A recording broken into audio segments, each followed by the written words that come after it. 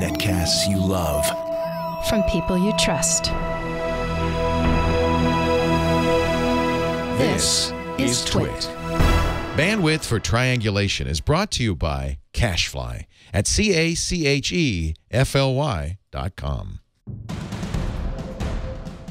This is Triangulation, episode 213. David Glickman of Lively. Triangulation is brought to you by 99 Designs. Your branding is the face of your business. Make a great impression with creative, professional designs from 99 Designs. Visit 99designs.com/twit and get a $99 upgrade for free. And by Wealthfront. Wealthfront is a low-cost, automated investment service that is the most sophisticated way for you to invest your money. Whether you've got millions or you're just starting out, visit wealthfront.com/triangulation to sign up and get your free personalized investment portfolio. Free. That's wealthfront.com/triangulation. And by the Ring Video Doorbell. With a built-in HD camera and microphone, you can monitor your front door from anywhere in the world using your smartphone. It's like being home even when you're not. Right now, get $10 off the Ring Video Doorbell when you go to ring.com/triangulation. It's time for Triangulation, the show where we talk to some of the most interesting people in technology, and we do it with your help. You're the third leg of the stool on Triangulation. Just twit.tv. You can get the chat link there, or just go straight to irc.twit.tv. Our guest today has an interesting history. David Glickman has been around the block. His latest project is Lively at mylively.com. Welcome, David. It's good to have you. Thank you. Thanks for having me. But turn this off. You might note that I have. You can turn it on or off. Nah, it keeps vibrating. I should turn it off. Yeah. That's rude. But I'm sure we're going to do a demo of Lively. We are going to do a demo. So I will demonstrate how to turn a smartphone on live. And people are wondering, why, Leo, do you have this this very compact, handheld, handwritten device? Well, you were project manager? What was your title? I was one of the product managers. That's what I meant, product. Yeah. So manager. At the time, there were probably 3 or 4 of us working on different aspects of Newton. I was telling Leo before we started, he's going to jog my memory here, so hopefully I'll get all this right. But I was working on, you will remember it, something called the Newton Connection Kit. Oh, yeah. And that was the software that would connect the message pad to your computer. And this is actually a funny, interesting fact.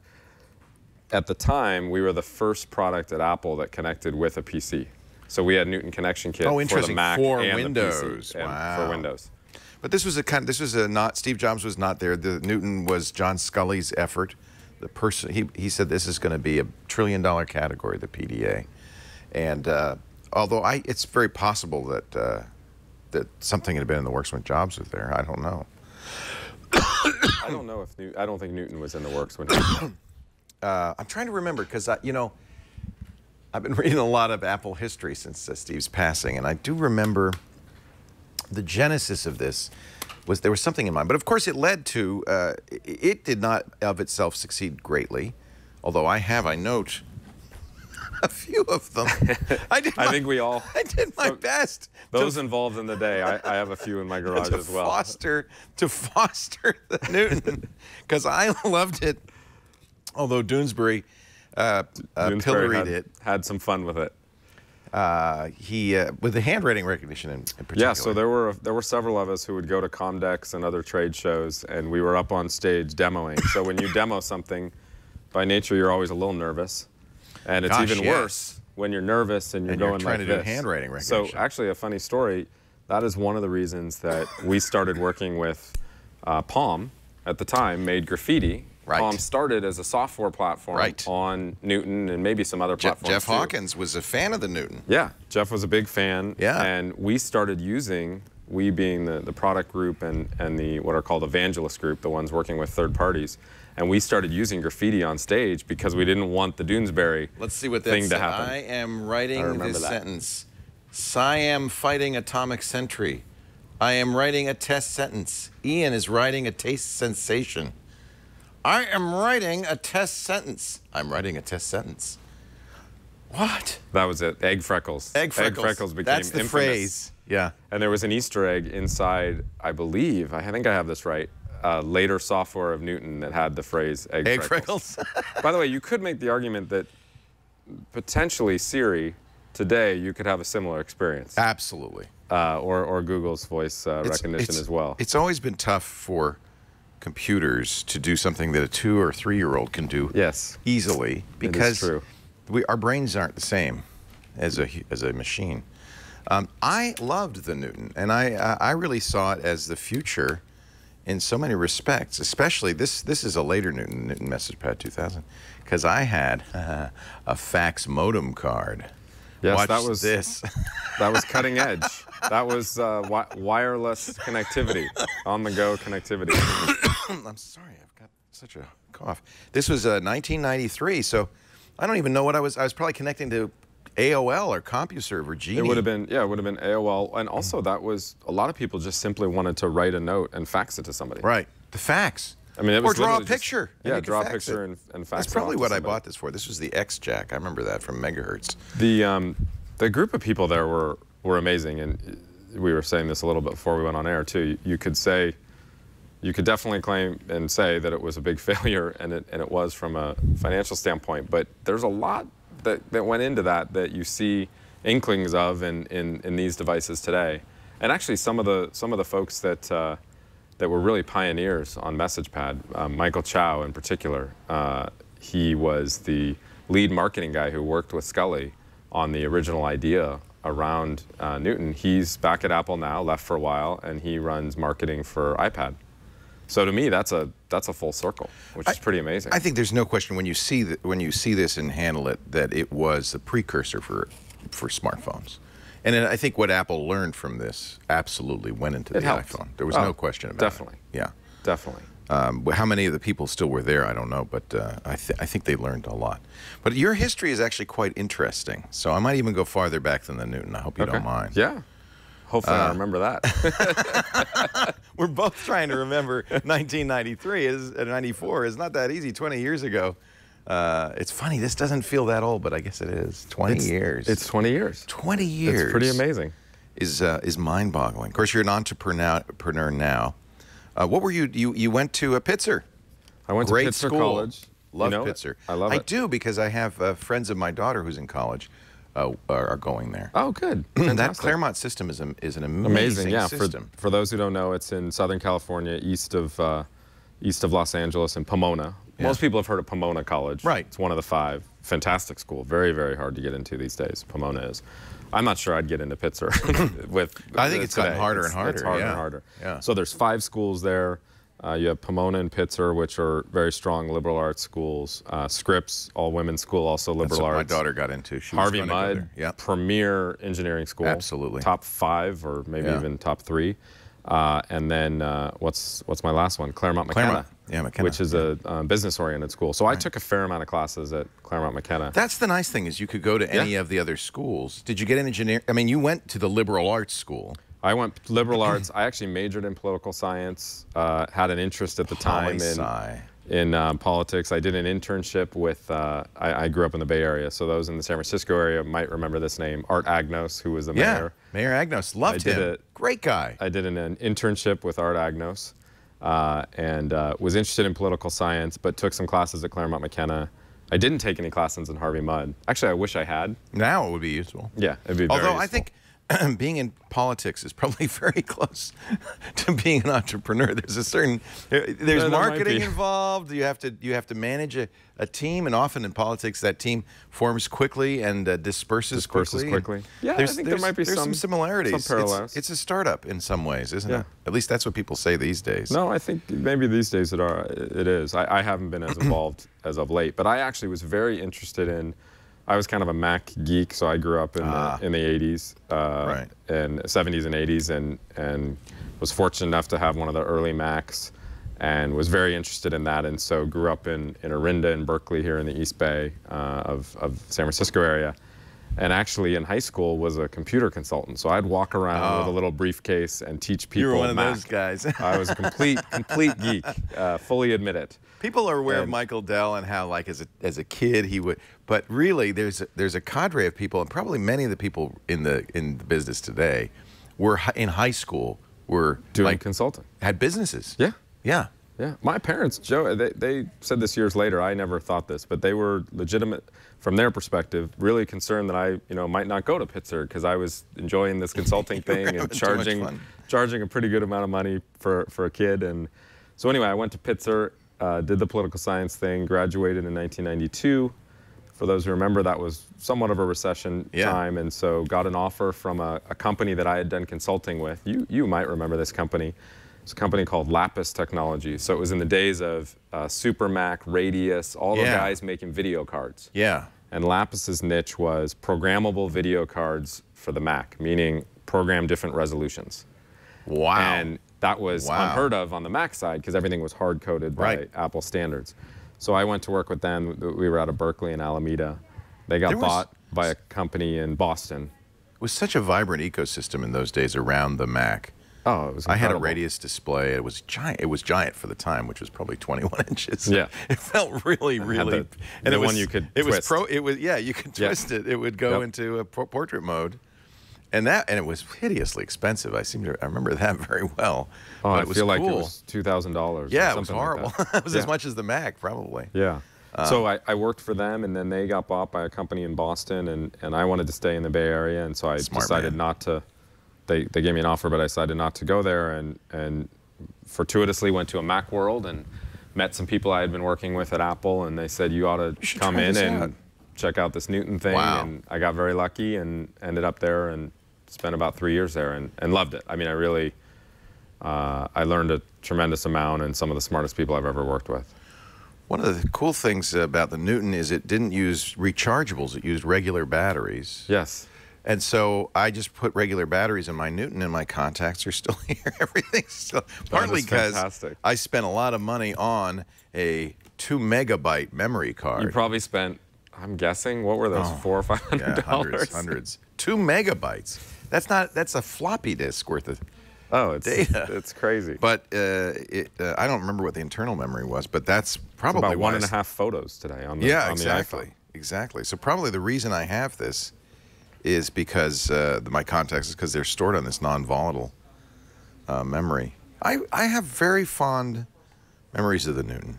It was pretty innovative for its time. The UI, everything about it was unique. Oh no, it was very innovative. The UI, the ability to draw. I mean, it sounds so funny now, but the ability to just draw something and then, like we were joking around, fax it to somebody was pretty amazing. Right. And for those looking at all these smartphones today, it doesn't seem that revolutionary, but it really was at the time, and it was one of the first, if not first device where you didn't need a mouse and you were just using the stylus and pointing around. And even the contacts, when I look at it, the simplicity of that contact card. It's great, and you can go compared to today. I actually think there's a lot of validity to the simplicity. I feel like I could change the card style, so yeah, it has some. I think this is the origin of skeuomorphic design for Apple, of trying to make, and you needed to do it with something like this because you needed to make this intuitive, and there was nothing that came before. So as a result, you kind of think about, well, how can I make this work the way people would expect it to work, even though they've never tried this before? Oh, here's my resume. There's your resume, Petaluma. Oh my gosh! You know what? I need to. Fantastic. Can I print this out somehow? I don't know. We had printing. There is a print button there. Oh my gosh! That's my resume. By the way, don't visit that address or call that number. I think those are long gone. Still Petaluma. Wow. I love it. Yeah, it was. And even just as you scrolled, that's pretty fast scrolling. Yeah, considering what's going on here. Yeah. Now, of course, we used the ARM processor. ARM became, quite successful. In fact, Apple co-founded ARM to do this. Yeah. Yeah, ARM started because of the Newton. Or maybe they were started already, but the Newton was one of the first commercial successes of it. I think the Newton was the genesis of Apple's investment in ARM. Yeah. Because they needed a different processor, a mobile processor that would work, with good battery life and give you some decent power. Yep. The other thing I remember keenly was, I think her name was Marge Boots. We spent a tremendous amount of time on icon design. Little things look at like these. that. They're gorgeous. So really, really crisp. Yeah. With obviously, we're not dealing with the resolution that we have today, and so very intuitive. And it was a great product. Obviously ahead of its time in many respects, but Probably the biggest challenge was the handwriting. The rest of it, sorry, we have a problem occurred. Oh, yeah, it's your fault. I blame you, David. This thing hasn't been used in 20 years. I'm just impressed. I can't believe it's working. I'm trying. What I want to do is let me. And I can't remember how to use it. That's part of the problem. And of course, I've screwed it up by popping out cards while it's operating. So I should probably. And it wants to be calibrated. Yeah, I remember this. If you didn't use it for a little while, there was a recalibration of the stylus. Yeah.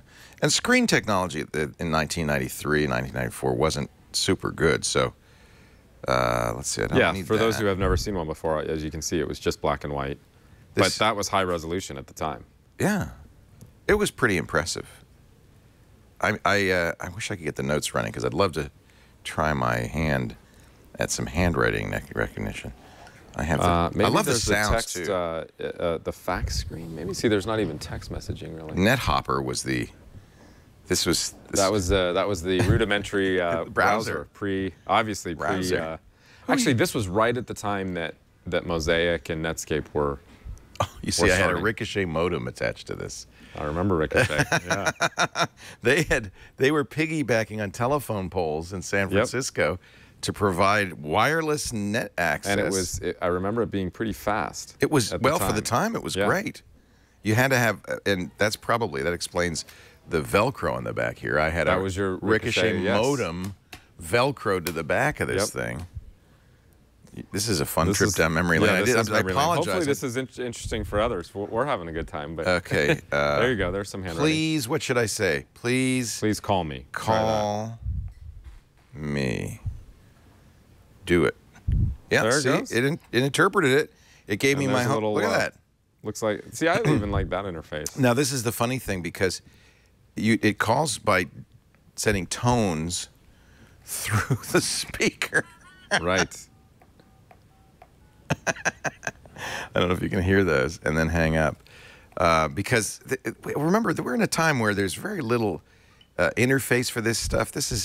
Well, I remember there was an app, I believe it was SkyTel, and it was a two-way pager app because there was no notion of text messaging like we have now, and that was very forward-thinking to have this two-way pager built into Newton.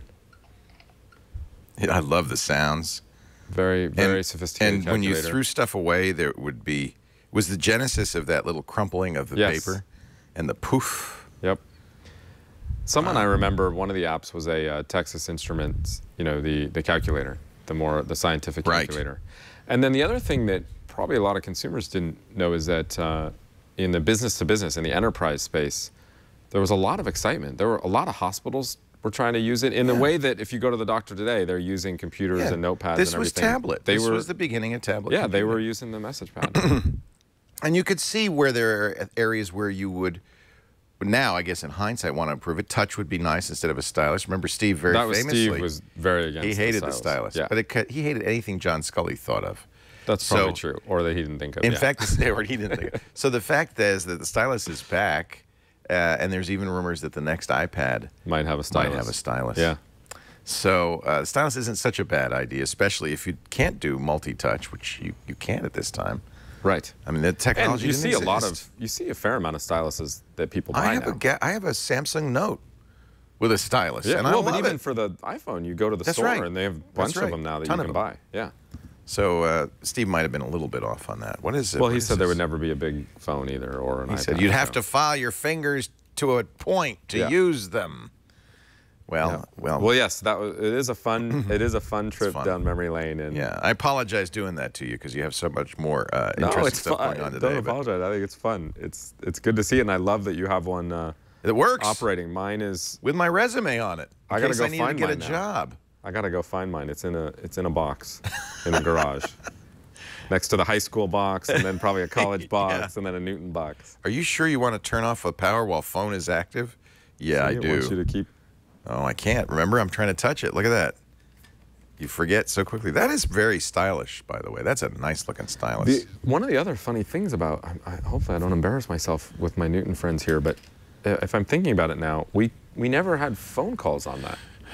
No. It was wasn't just a phone. faxing. No, but there was never a third-party app that tried to figure out how you could make a phone call, which seems funny now, right? Because obviously these are all people phones. said you wouldn't ever want to hold anything this big to your head.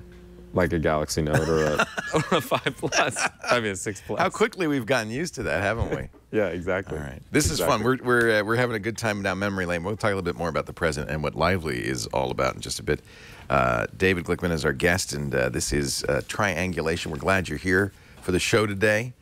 We are brought to you by, and they're back, and I'm so happy because I love them, 99 Designs today. I love 99 Designs. I think 99 Designs is doing its best to beautify the internet. So many people today decide that they have Photoshop skills. I could do my own logo, my own menu. I could do my own design.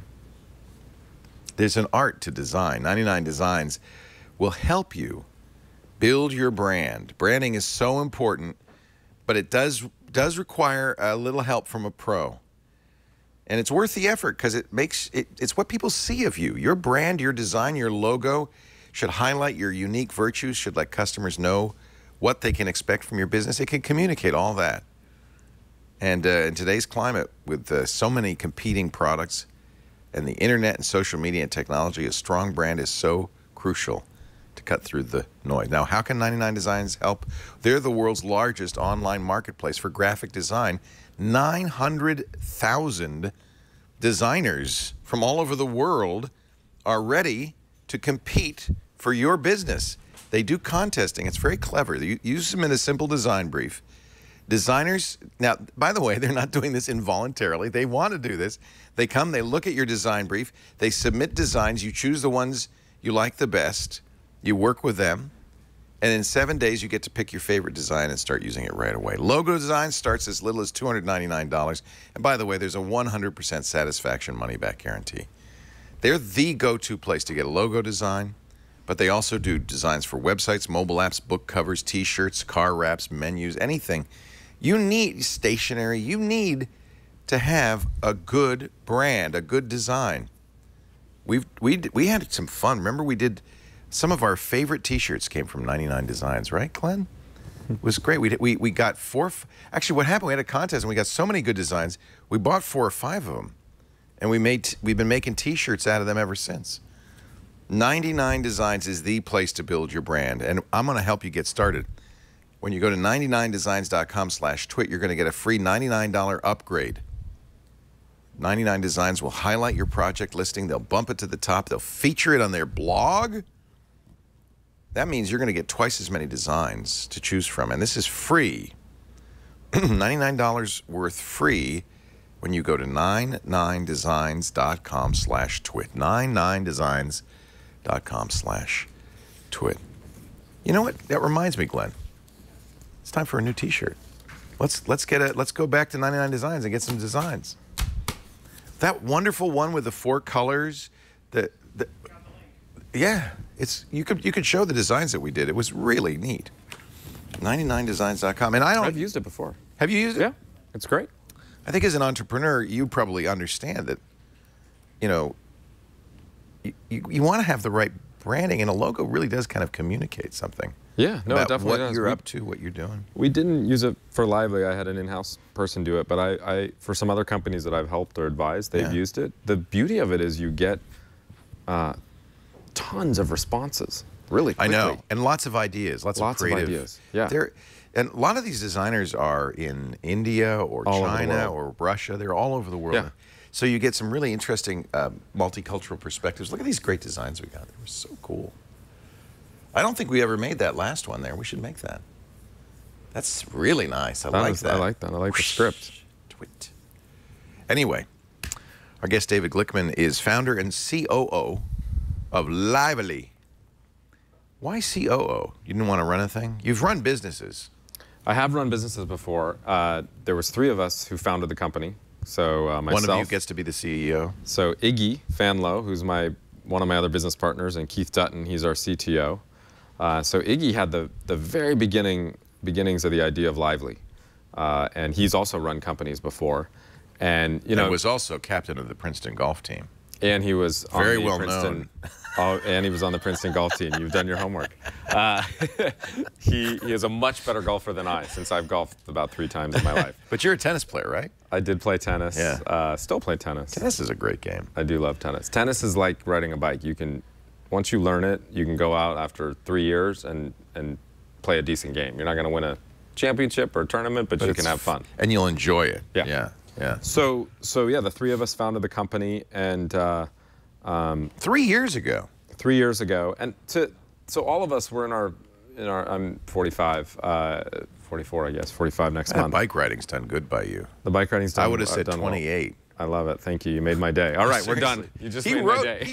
You didn't do it today, but you've ridden from San Francisco to here and farther. I ride from San Francisco to Sonoma, and I always come through here, literally right outside the studio. I didn't even know it was here. No, we hide. We don't want anyone It's a to great know location. Yeah, we love it. So anyway, what I was saying is, we're in our 40s and 50s. We've all been around the block, had some... And have older parents. Have older parents, have had some successes, some not so successful things, like a Newton and what have you. So when we started thinking about Lively, to us, what was most important is the 3 of us got along, very complementary. And so to me, am I CEO, that's not so important. What's more important is, are we a good core team that can help build this and make it successful? I know that sounds maybe political, like going back to our earlier conversation, but it's not. It's kind of where we're at life. Yeah. We want to do something that has meaning as much as it does commercial success. When I started Twit, it was just me. And I remember at Food Camp listening to Paul Graham talk. He said, you should never be a solo founder. He said, that's nuts. Oh, it's so But he also helpful to said have you a should partner. never have 3 founders. Because I think 3 is good, though, because you could break ties. Yeah, we break ties. You have 3 votes. I don't know if you hear this vibrating. This is my daughter. This is a 12-year-old daughter who is amazing. What is she saying? Oh, she knows that I'm on here, so she says, show me. This is all about me. She wants me to show you on camera. My kids do the exact, what's her name? Samantha. Samantha, knock it off. There we go. My kids do exactly Samantha, the Leo same said, thing. stop it.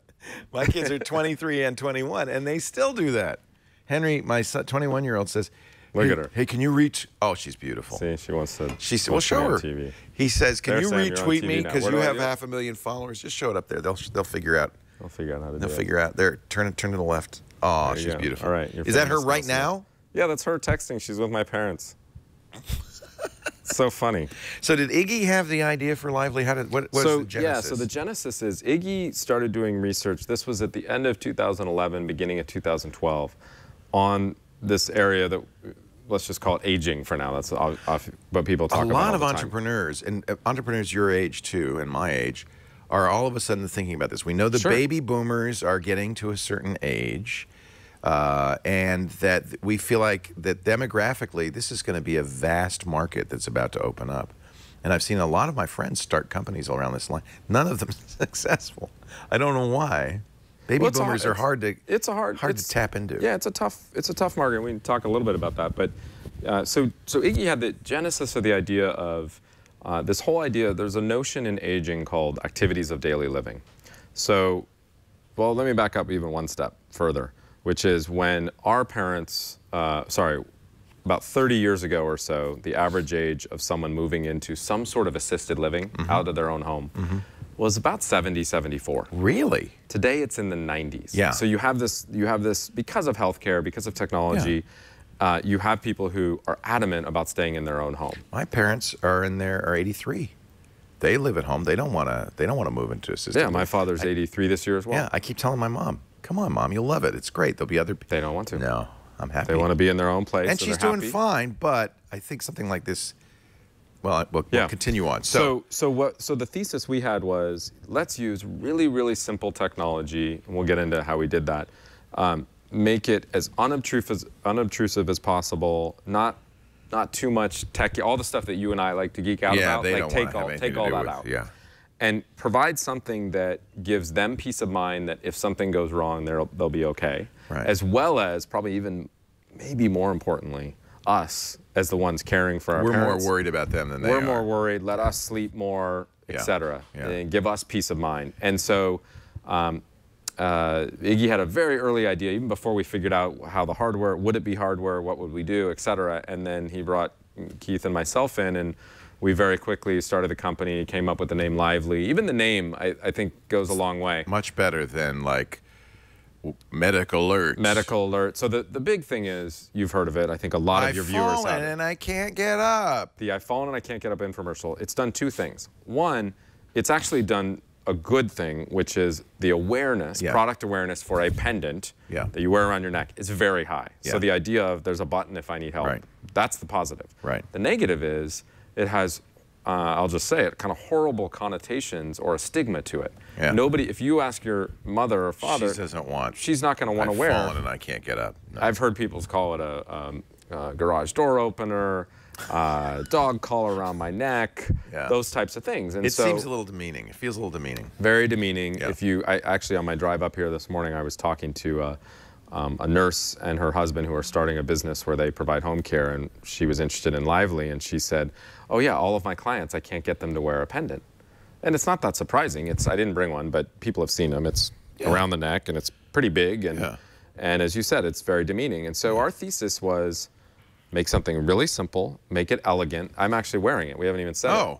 But this is the Lively watch. Funny. I was looking at that and thinking, what kind of, is that, what does he have on there? Is that the new Pebble Time? What is that? It's very, it looks and from like afar, it looks like a Pebble. Like a actually, smartwatch, people think it looks like the Apple Watch. Maybe not you and I, but people in our demographic that we're selling to from afar, they're like, oh, that's the new Apple Watch, or that's a smartwatch, or what have you.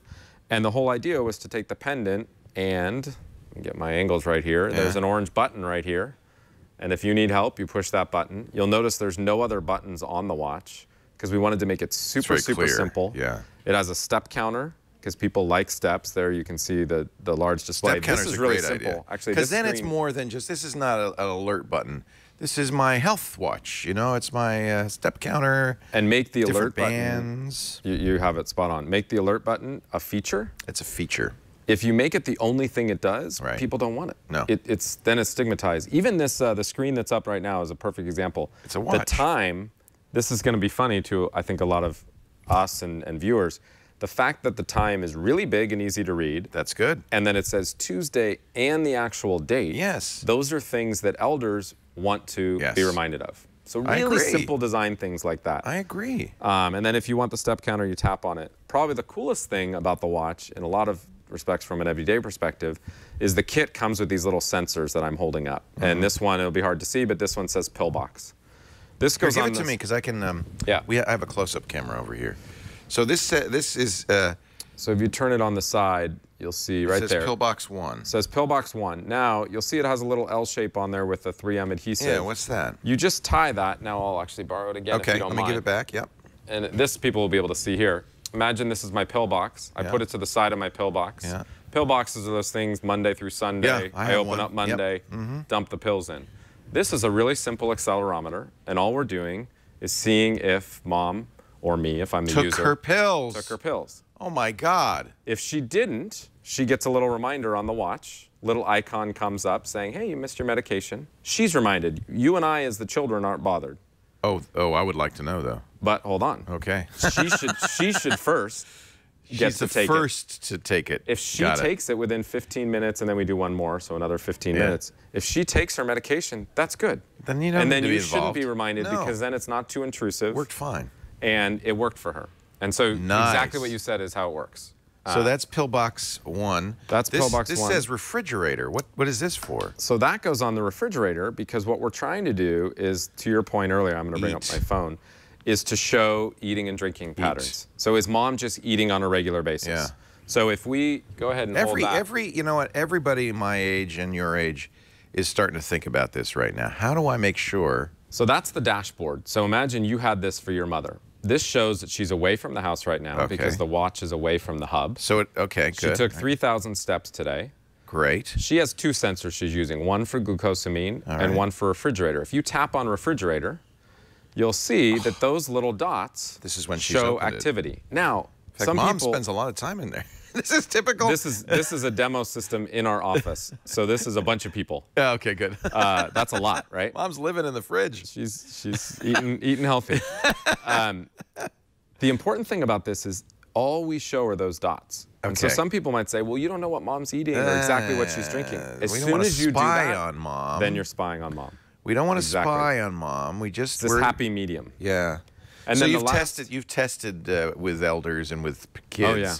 Their kids. What would be an appropriate level of Exactly. information? There's no video cameras. So Yeah. like drop cam as an example. Beautiful product, Yeah. really nicely designed, good for some use cases, not good for elders Yeah. within the home. If you Yeah. put a drop cam on an elder, they're going to say, not in my house. Yeah, I don't want you watching what I'm Yeah. doing. Yeah, my The mom last- would hate that. The last thing I should mention is this hub. Okay, so this is the key. That's the this is key. what everything's talking to.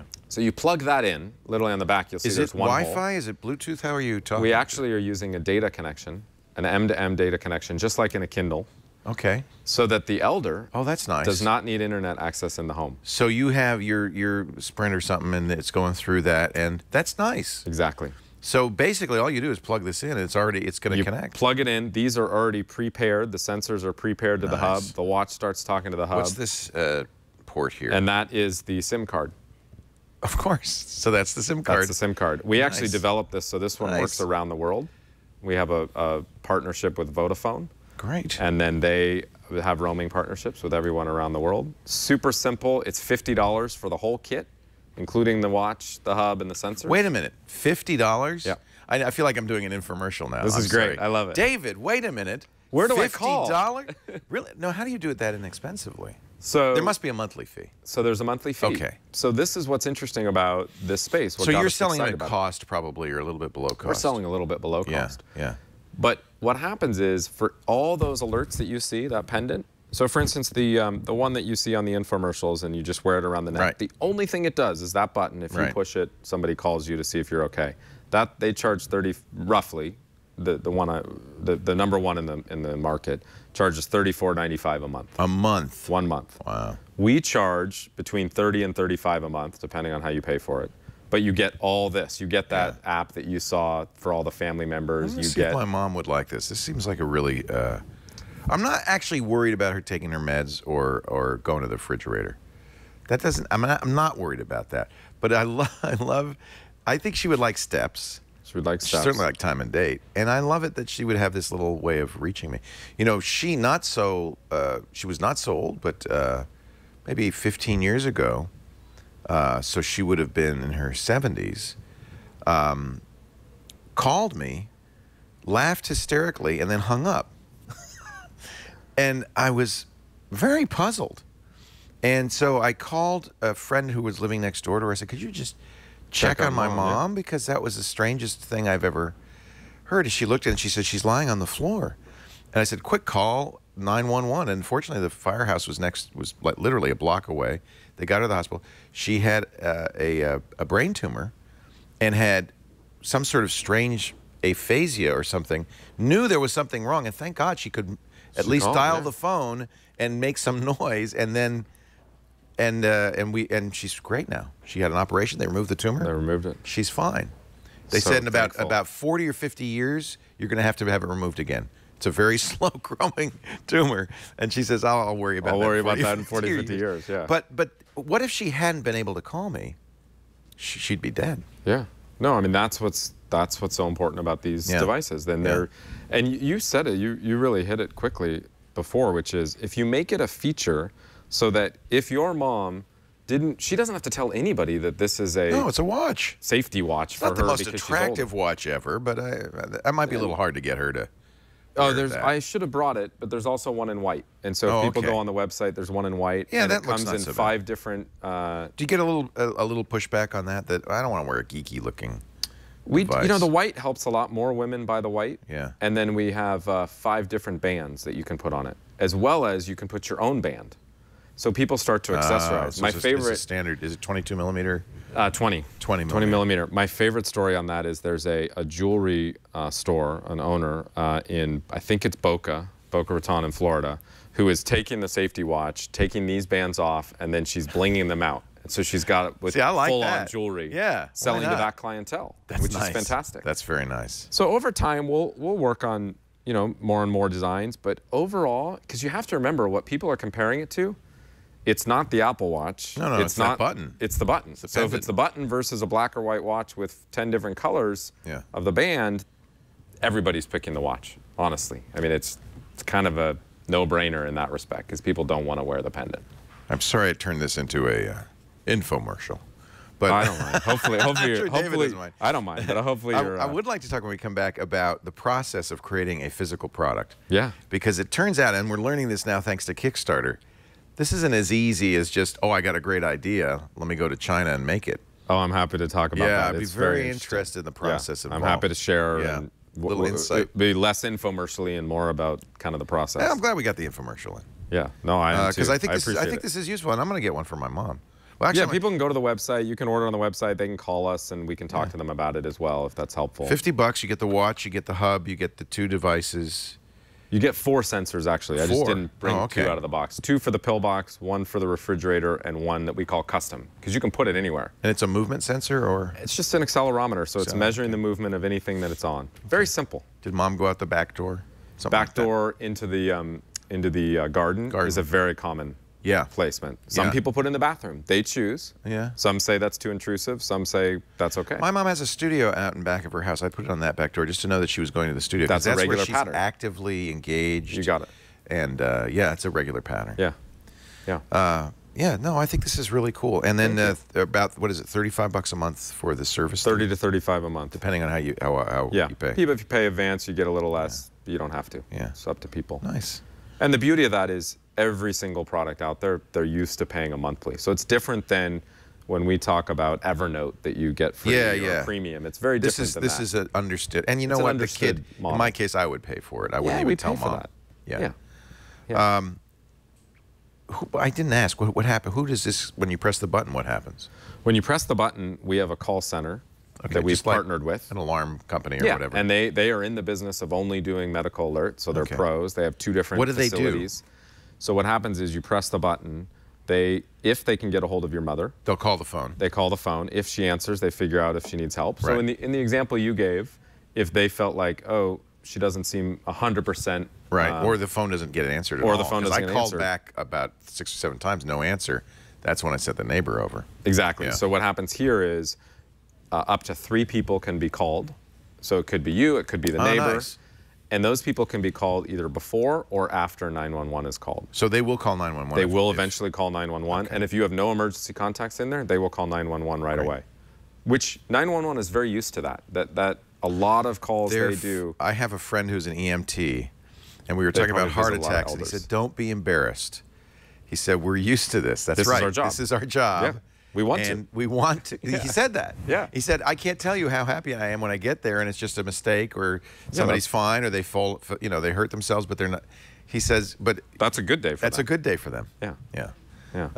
It's absolutely true. And that's something I have to remember because he said, if you feel like you're having a heart attack, it's okay to either get somebody to drive you to the hospital or get on an ambulance. And if it just turns out you have gas, it's fine. They're used to that. They don't mind. But they'd rather have you come in than not. Because if it is a heart attack, the sooner you get treatment, the better. We're going to take a break. I do want to talk a little bit about how you do a startup. Especially a hardware startup, because that sounds hard. Before we go on, though, we're talking with David Glickman, who is the COO and co-founder of Lively, mylively.com. Let's talk a little bit about building your wealth.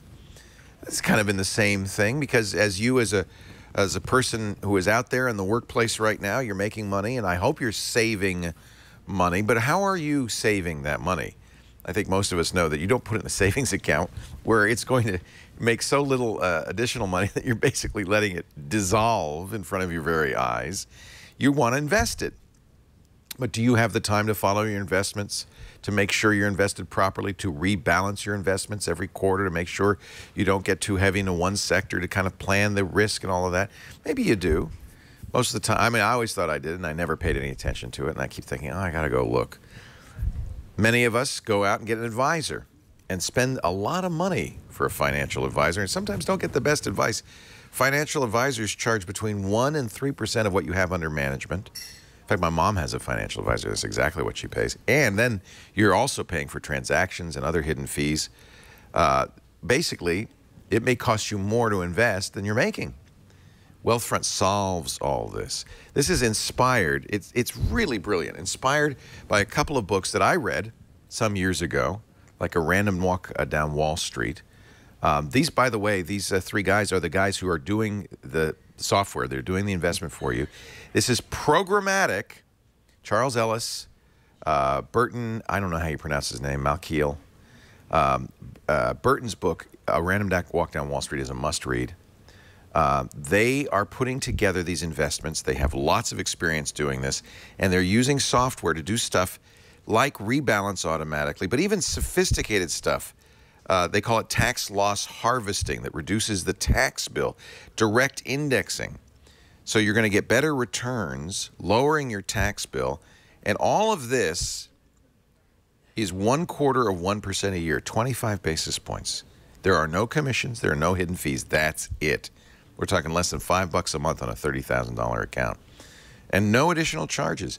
So your money is coming back to you. It's building your retirement portfolio. Maybe you want to buy a house. You're building up the down payment. This is the right way to do it. And as technology fans, I think you'll understand this. Now, they've done something really great for us. They've reduced the minimum investment to $500. It used to be $5,000. It's now $500. So if you're skeptical or you want to know more, here's what you do. You go to wealthfront.com/triangulation. The first thing they'll tell you for free is you'll answer some questions about time frame and your risk aversion, things like that. They'll create a portfolio. You'll see immediately a sample portfolio, get an idea of what they would do for you, how they would invest your money. Then, for as little as $500, you can just try it and get a sense. I think what'll happen, though, is after a year, you'll say, gee, I wish I'd invested more, because this really works. It's brilliant. Wealthfront software optimizes your investment for the best risk-adjusted return net of taxes and fees. Net, that means after taxes and fees. Wealthfront, they've done so well that in the last couple of years, they've grown 20 times in 2 years. They now have $2.4 billion in client assets. This has been a huge success, and rightly so. I'm not saying you shouldn't have fun. Lisa likes to play individual stocks. It's like going to Vegas. Sometimes you win, sometimes you lose. It's pretty hard to beat the machine. You can do that, but for your financial future, for your retirement, maybe you ought to be a little bit, play it safe, do it right. For compliance purposes, I have to tell you, Wealthfront Incorporated is an SEC-registered investment advisor. Brokerage services are offered through Wealthfront Brokerage Corporation, member FINRA and SIPC. This is not a solicitation to buy or sell securities. Investing in securities involves risks, and there is the possibility of losing money. Past performance is no guarantee of future results.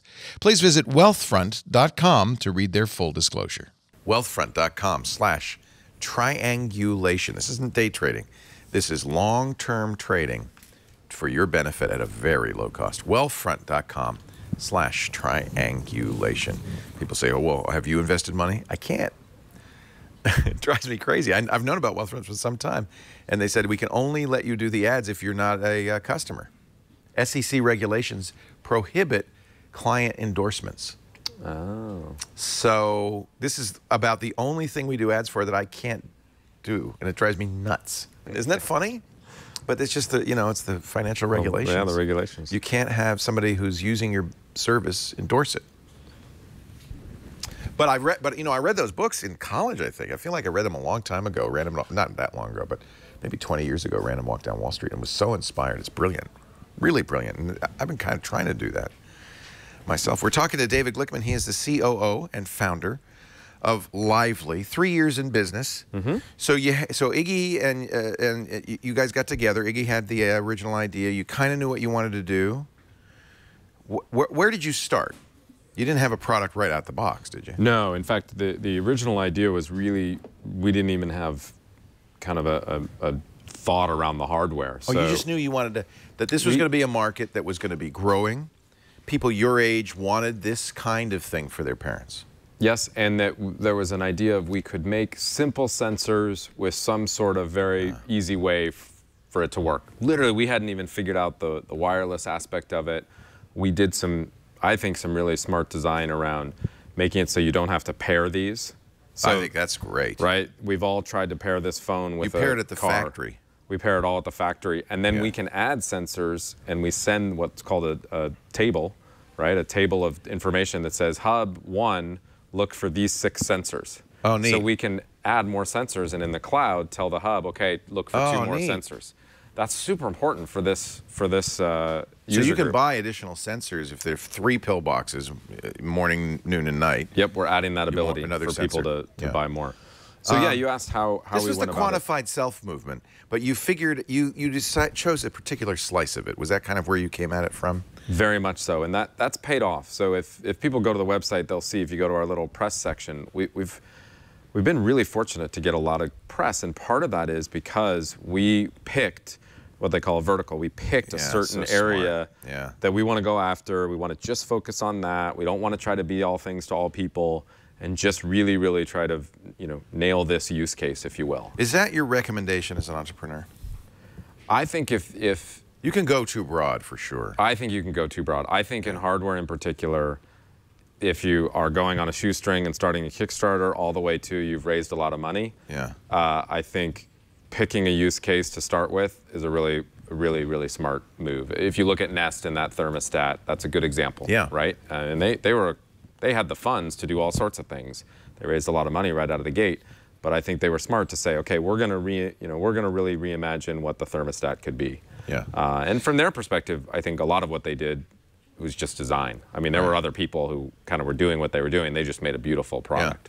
There's a lot of competition in their space now. Then there's a lot of competition. And that's the other thing we like about this space is nobody else. It's not you got that. Help me! I can't get up, and that's Those are our competitors.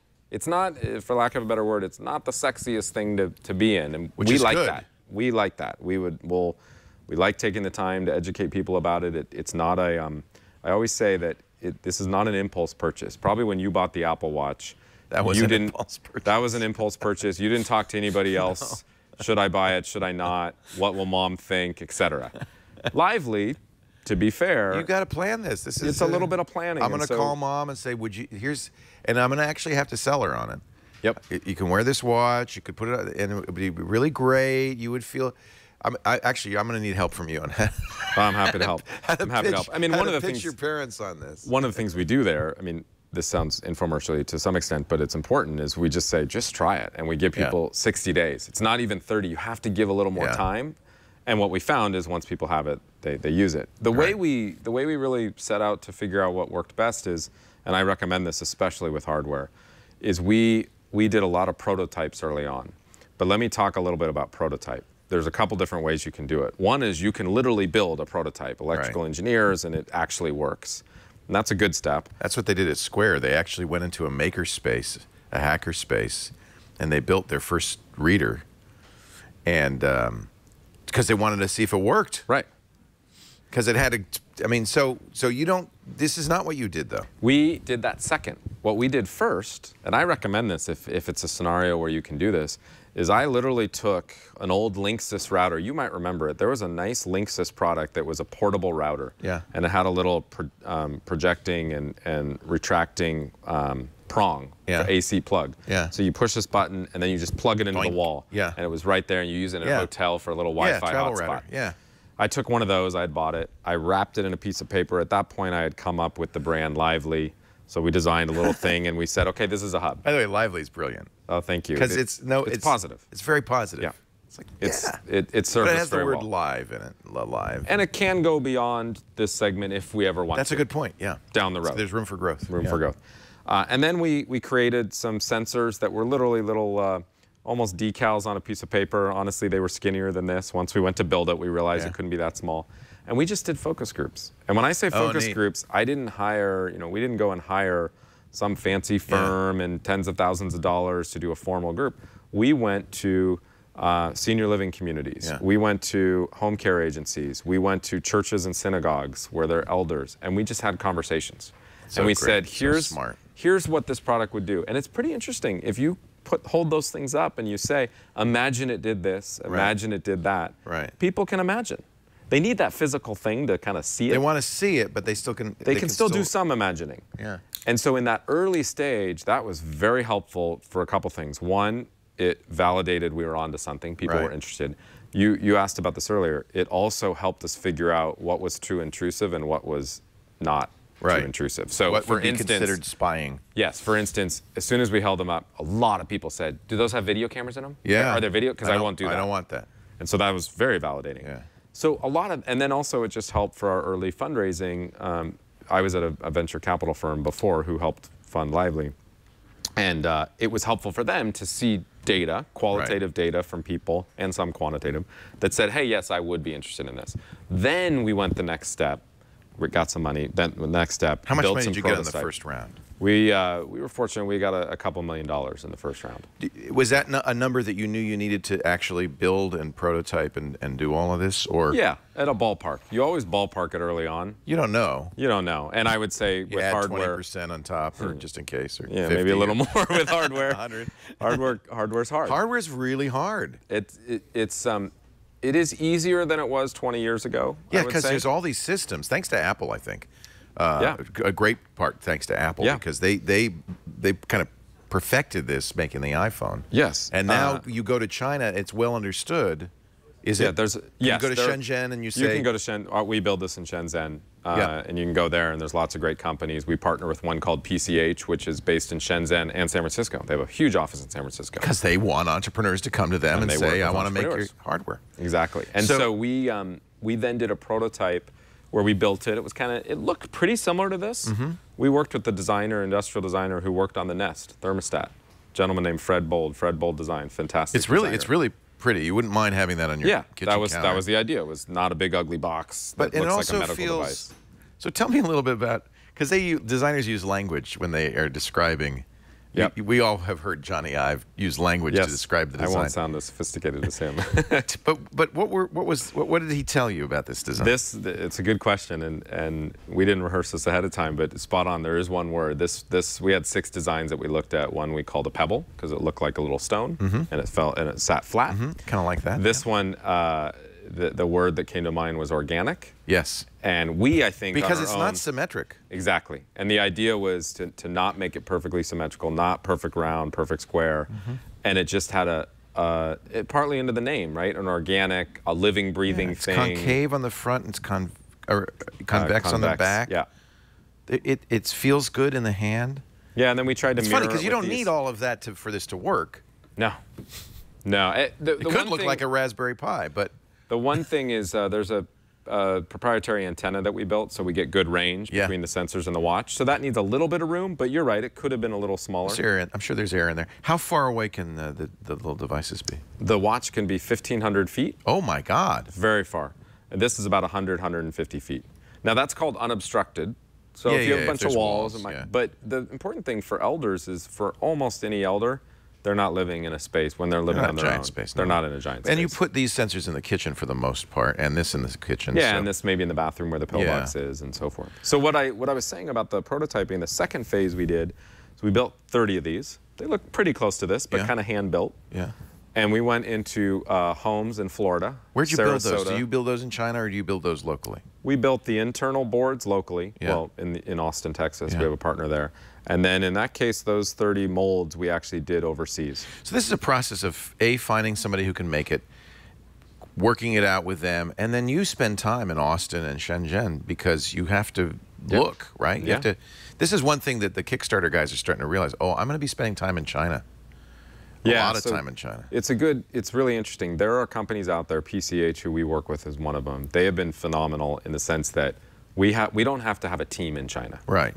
Now, we've been to China Right. three times maybe Right. in the process of building this, but we don't have to have feet on the ground because our partner is there. They're in San Francisco. And they're in San Francisco. But what I would agree is that we needed to be over there. Here's my favorite example. This is really interesting when it comes to manufacturing. Our design, metrics. I'm sure you have 3D templates you're sending to them, right? Oh, yeah. Why don't they make it exactly like those? So here's an example. They did. When I went the first time to visit. Yeah. It'll be hard to see on the screen, but you can probably see it. There's a little line in the there's middle. a So seam. it's two. There's Yeah. a seam. There's 2 pieces here. Right. So the plastic manufacturer, who did a great job in the end of the day, they did the back in one run, and then they did the front in another run. And so the whites were slightly different. Oh. So when you put them together, if you had them separate, you wouldn't notice. Right. But when you put them together, when I walked into the factory, They don't match. I said, no, I'm not approving that because this is a little bit yellower than the other Yeah. one. And we got kudos. Actually, a friend at Apple I showed this to, and he said whites are really hard. Really hard. Apple has said Remember that. that? When Yep. every time the new white phone comes iPhone out. didn't come out right away because it turns out it yellows or something Yep. goes wrong. You can't get consistent So he was very samples? impressed with our white, and hopefully you can attest. Why didn't you It's a make nice it some white. other color? White's hard. White and orange are very good colors for elder market. Actually, yellow, orange is a very positive. I don't want orange in my contrast. kitchen, though. I want white in my kitchen. We I think looked that's at- what I would have gotten. And you Yeah, have we the looked at orange making the logo, whole thing which I like. orange. Yeah. We looked at making the whole thing orange, and then we decided that's too So loud. even your color of your logo you tested because you were looking for a color that elders liked. Yeah. And they liked orange, Yeah, elder. which I wouldn't have thought. Well, you want a high contrast too, Yeah. so that's pretty good at contrast. And orange is a very warm And you color. see orange on the website. It's a white background with orange and a little blue. And a little blue. Yeah. So this is all conscious. This is not, oh, let's see what it's happens. conscious. It's conscious. You have to do that. You have to do all that. So we spent, with those 30 prototypes we built, we spent 6 weeks in Sarasota, Florida. It was probably one of my favorite parts of building the company so That's far. not so bad. I went back and forth 2 or 3 times. What's and in he was there as Sarasota? well. So Old we worked folks. with, older folks. By zip code, it is the oldest zip code region or whatever in the United States. Sure. And so there was an organization there. They're not in existence anymore, but at the time they would do focus groups with elders for companies, and we found them. So I went back and forth, pretty much lived there for 6 weeks, and literally just were in the homes of people getting their feedback. So for instance, we had, what did we do? We had, one of the things is in the very first version of the product, we included a pillbox. And there was a challenge with that, which is you had to have a pretty big pillbox, which then made the box Too big. bigger than this. Yeah, that's a nice little size But box. we were yeah. thinking, oh, a pillbox is really important, so maybe we'll make the box bigger. Right. So in our trials, what we learned was people said, I don't want your pillbox. I have my own own pillbox. Yes, I do too. So don't make people change Yeah. patterns. Yeah. So little things like that you learn. That's great, though. It was very, very fascinating. So when it comes to hardware, I think prototype as early as you can, even before you start building an actual thing, if you can. I think plan that you're going to iterate. So the biggest challenge is you're not going to get everything right out of the gate. Right. When it's software and you're building an app, It's easy to just break come it out and fix 1.1. it fast. yeah. Yeah. You just have to. Yeah. You have to remember that with hardware, if you not make so a mistake, easy. our first sensors, I'll admit one of our mistakes. So all these sensors pop right out of this this little thing here, and we did not make the battery replaceable because the battery lasts about 10 months. So our thinking was, oh, we'll just send them a new sensor. Right. The challenge was, it's a little bit of cost for us, but not tremendous because we have a monthly recurring revenue. Yeah. But people didn't want to wait. Right. And also, if you think about the battery life is about 10 months from the time we build it. Well, when you build it, then you ship it to our distribution might only get center. 6 months in So the you might only get customers. 6. And so it sounds really, people online are probably like, oh, that was dumb. Why didn't you do that? Well, we just made a mistake. And so the new versions, you put a little coin in here, you twist this, and you put a new battery in. Okay. That's an example. That costs us some time and money. Yeah. And that's where hardware's hard. Anything you want to iterate takes time and money. A lot of Kickstarter people learning that. And a lot of Kickstarter people learning it, and a lot of Kickstarter projects that either are super, super late or just don't get there.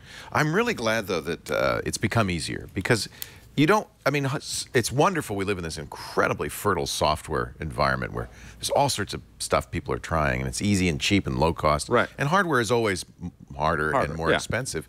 But I'm glad that it's getting easier because you want innovation in hardware, too. You don't, And it's fun. I mean, listen, being an entrepreneur, no matter if it's hardware, software, or whatever you're doing, a storefront, a restaurant, it's a lot of hard work and a lot of mistakes, and you try to minimize the mistakes, but you're always going to make them. But there's something wonderful about having tangible things I agree. that I love. I agree. It makes it, I would argue, a little more stressful than software. But it was so cute because the first thing you did when you came in here is you set it up. lovingly set up your hardware. You can't do that with software. Yeah. You put it in here, right here, and I think that's great. Yeah. That's called, you're proud pride. of it. Yeah. We'll have a final segment, with David in just a bit. I just broke the hardware in just a bit. I want to actually talk about security of the Internet of Things because everybody's interested in the Internet of Things, and this is certainly that. Definitely. But everybody's also a little bit worried about security, and I'm curious what you've done about that. But first, let me show you a nice piece of hardware invented by some very clever folks. It's the Ring Video Doorbell. Do you know about this? Yeah, I've seen Ring. It is awesome. Okay, I'm going to ring it because I love the chime. What I didn't know, what I found out yesterday, because Jason, I think, bought one, is they also sell separate chimes if you want chimes in your house. So the Ring Video Doorbell replaces your existing doorbell. I have a wired doorbell, so it wasn't such a big deal for me. This, you know, comes with a plate. You mount the plate. You hook this up. You can see right here, I had 2 wires coming out of my wall. Most people do. This works, though, even if you don't. If you just want to, you know, for instance, here at the studio, we just have a brick out front. There's no doorbell. But if you wanted to attach this to the brick, this has a 1-year lithium-ion battery, and it's got a USB port, and it's proprietary attachment, so nobody is going to come along and steal it. And you just take it off, charge it, and put it back on. You got another year. And then you can buy the chimes and all that with no wiring. But here's the most important part, is what it does. This is not just a doorbell. You notice up at the top there, that's a wide-angle, high-def camera. When the doorbell rings, wherever I am, and it doesn't have to be at home, I can do it right here because it connects to the internet. This is connected to your Wi-Fi. When the doorbell rings, my phone rings, my tablet rings. Actually, because I never hear the doorbell at home, everything in the house goes dong dong. I hear chimes everywhere. I never miss a ring. I don't have to run to the doorbell. I can literally pick up my phone and answer. You can speak to, and you can hear, and you can see the person at your doorbell. Now, sometimes that person is a little shady character, because it turns out about 95% of all robberies, home robberies, occur in the daytime. And what do they do first? They ring the doorbell to see if you're home. So you can answer it, but you can also see. There's even a motion detection system that'll let you know when somebody comes up to the front door or goes by your front door. You can set it in the software to be as wide as you want. So you can see, and if I look at my phone, I can actually see all the people. For instance, my daughter just arrived at my house. I know, because it said there's motion at my front door. I go and I look at the app, and I can see her coming in. It is amazing. It's like they say caller ID for your house. The Ring Video Doorbell. Now, I'm not Mr. Handyman, but it was easy for me to install. The kit comes with everything you need: drill bit, screwdriver, level, the appropriate attaching devices. They say it takes 15 minutes. I'm a dunce. Took me maybe a little longer, maybe an hour. But, you know, I put it in upside down at first. Things like that. You know how it is. But it worked great. And they have videos to show you how to do it, and it's so easy. You do need Wi-Fi. It attaches to your Wi-Fi network. They have Android and iOS apps, which makes it really easy. I am a huge fan of this. I love it, and I put it. We're going to put it outside that brick house too, because we need a doorbell. Time Magazine named it the Ring Video Doorbell, one of their top gadgets last year. You'll find out why when you go to ring.com/triangulation. We're going to save you $10. Normally $200. We'll get it for you for $189 when you go to ring.com/triangulation. It is so cool, and I tell you, you get it in a couple of days. You'll install it, and you'll never want to live without it again. It's so great. I don't miss the door anymore. And when I get packages all the time. I can see it's the UPS guy. I say, "Hey, Joe, I'm not there. Just leave it on the front porch," and they'll do that. It's just awesome. We are talking about Lively. I like the exclamation mark. So it says "Live!" exclamation mark. Why? Part of the logo. Live. David Glickman is the COO, co-founder.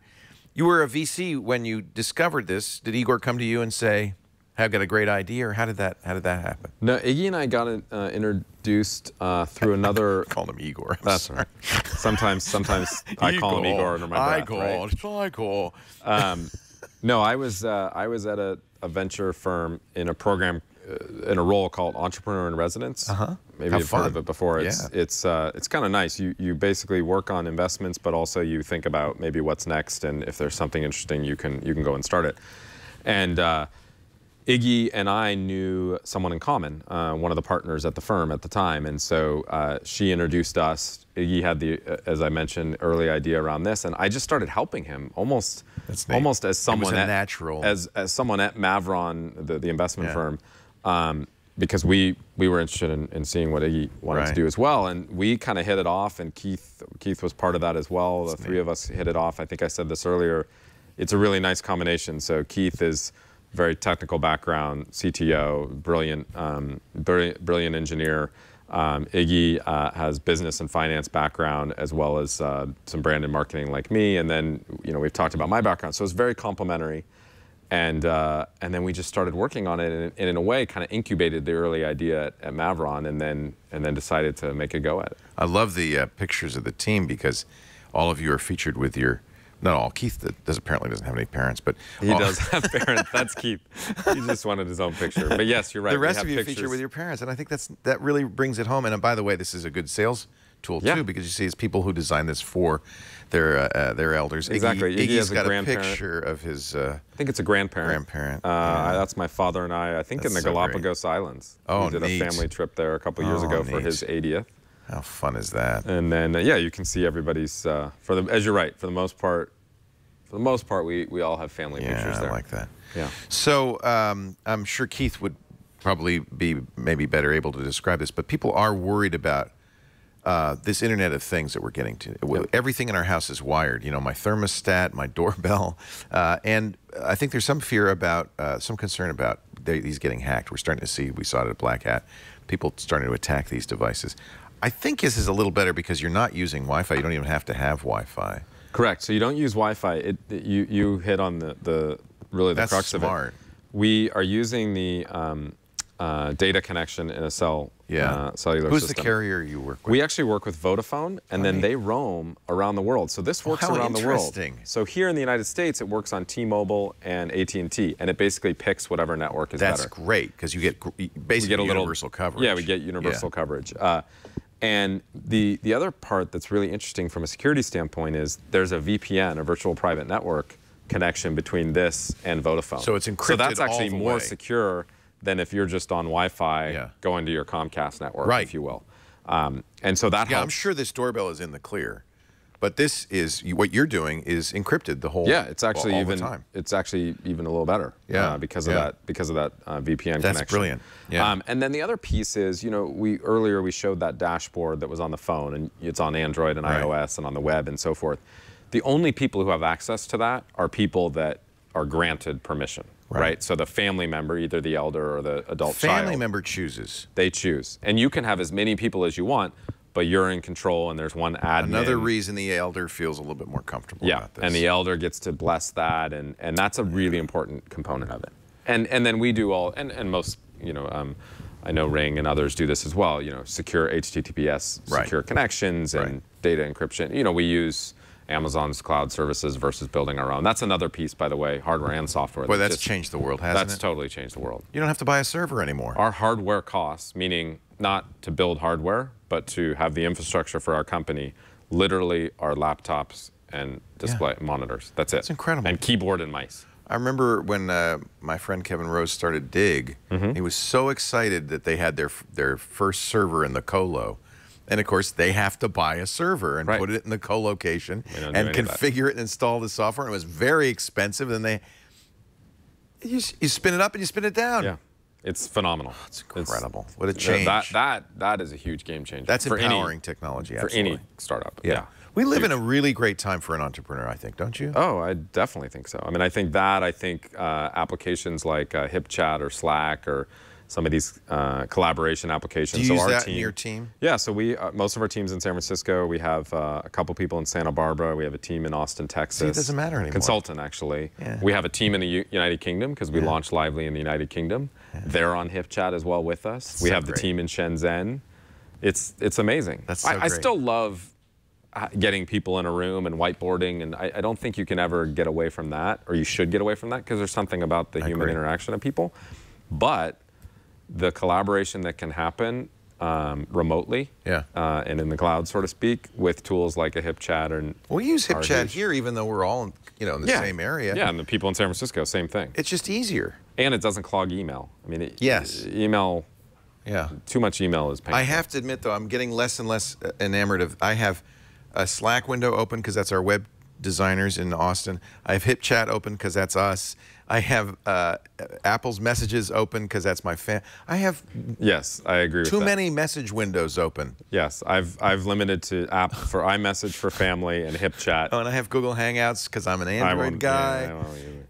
And then and now I'm using a Telegram. I've just and then Facebook Messenger. It's just crazy. I just signed up for Telegram. I like Telegram a lot. I'm trying to figure out. I want that one. versus WhatsApp versus iMessage. It's to your point. I don't know if I need them all. But I did like Telegram. It's very fast and secure. Pavel Durov did it, who was the very interesting story. They for a while billed as the Mark Zuckerberg of Russia, until Putin decided, I think I'm going to take your software, your company. And they basically forced him out. He lives in all over the world now. The company's based out of Berlin. But he's a smart programmer. Which is probably why security, he's very aware. Underlying is all about security. At first I thought, well, can I trust a Russian? But he's not of the Putin Russian. Right. He's the anti. Yeah. I agree. It's funny you mentioned that. Iggy and I just started using that last week, and just to play around with it. It's very fast. I love it. But John C. Dvorak and Om Malik are the only people I know on it. I'll add you. But we literally are having the same experience. We both went on it, and we knew like 3 people. All right, we'll add each other. I will offer this to our viewers. I am Chief Twit on Telegram, and I'll talk to you because I can't talk to anybody else. And you can't convince your kids. You'll see as the kids get older, they're going to use whatever they want to use. What their friends use, right? Yep. They have the same problem, though, because I asked my son, he said, well, we use WhatsApp, but the frat, he's in a frat. The frat uses GroupMe, and, of course, he uses messages because everybody except me and my family is a blue bubble. I'm the green bubble. Sad Yeah, story. It's a mess. It is a mess. I'm afraid Mark Interestingly, Zuckerberg's that's where win email is the opposite of that. It's federated. It works. Federated. It wasn't originally. You can pick whatever client you want. You're too young to remember, but in the early days, if you were on MCI Mail, you couldn't email somebody who was on CompuServe. Oh no, I remember. I had CompuServe and I had CompuServe, AppleLink. AppleLink, yeah. AppleLink was my favorite because you could only email people within Apple. That's it. It's kind of self-selecting, the smart ones. And then CompuServe, you had to remember that number. Right. Yeah, 75106, 31335. See, I've forgot That's mine. how bad it got. It's now burned into my mind like a serial number. Hey, this has been fun. David, congratulations really on Lively. This seems like a really good idea. I am going to... Oh, I wanted to get a tip. How do I talk to my mom about this? Yeah, no, it's a great question. You know, it's interesting. What we found is the watch goes a long way. So just showing the watch... Yeah. You know, you go to the website, there's a video. Yeah. I think the white, to your question, and especially for your mom, show her I think white helps. Can I make it a pendant instead? You can. We haven't manufactured yet, but we designed something where you can put this as a pendant. I will say though, prefer that. Yeah, you think she'll like the watch? Ask her, but I will say we thought about it. We thought about doing it this year, and we put it off. You don't get steps with a pendant, probably. You do. It's not as accurate. Yeah. But we put it off because everybody loves the watch. You know what I'm going to tell her? Mom, because she likes to walk, but she's walking less. I said, Mom, I really want to encourage you to continue to walk. What if I sent you one of those watch bands that measures your steps? And I think it'd be really cool. We have had people do that, definitely. Oh, and by the way, if you just put this on your refrigerator, I think the biggest thing, this is why Apple and Samsung Gear and all those, they help us because I agree. It's now seen as this is I've heard people say, you know, smartwatch for seniors, Fitbit for seniors, whatever the right phrase is. And that helps because it's much, much less stigmatizing than the pendant. medical alert. And then the last thing I find, either the child or grandchildren asking the loved one to just try it. Just try it for me, Mom. Come on. And grandkids in particular Abby are very could do influential. That. She could go to Grandma and say, Grandma, I love you. I just want to make sure you're okay. Can you mind if... Yeah, and then also I think the last thing is we're giving them things just for them. The step counting can just be for them. The med reminder can just be for them versus, and you hit on it, versus, Mom, I just want you to wear this because you need a button in case you fall. That's not very empowering. Yeah. And so it's all about empowering them more. Good. Yeah. Thank you, Thank David. you. David Glickman, COO, me. co-founder, Lively, mylively.com. And thank you all for being here. We love doing Triangulation. I always get excited and inspired and get new ideas. It's fertilizer for your brain. That's not a very good tagline. We do the Triangulation every Monday, 11 a.m. Pacific, 2 p.m. Eastern Time, 1800 UTC. It is nice if you watch, because then we get questions. We get all sorts of... somebody, in fact, Captain Jay wants to know if Lively runs without power. Captain Jay, great question.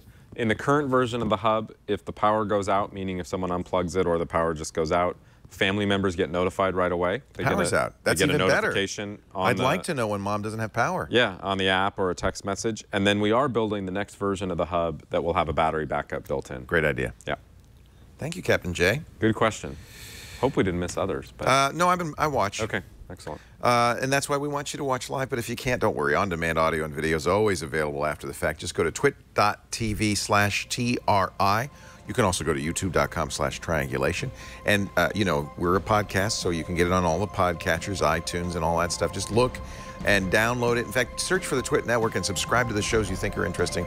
We love it if you subscribe. That way we know you're going to watch each and every week. I need you here every week. Thanks for joining us, and we'll see you next time on Triangulation. Bye-bye.